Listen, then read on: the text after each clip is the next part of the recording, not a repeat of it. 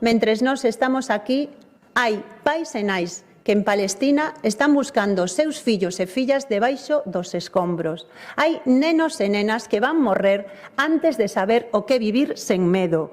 Practicar o negacionismo do xenocidio é ser cómplice dun Estado de Israel que ten as mans manchadas de sangre. Palestina converteuse nun símbolo e se non freamos o xenocidio estaremos baixando os brazos ante a impunidade e ante a barbarie.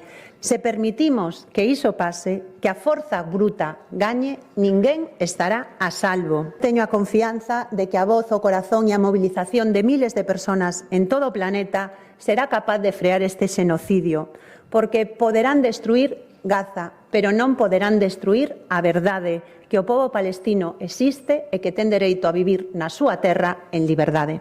Rectifiquen e póñanse do lado correcto da historia, porque xa lles digo que a historia non nos absolverá. Gracias.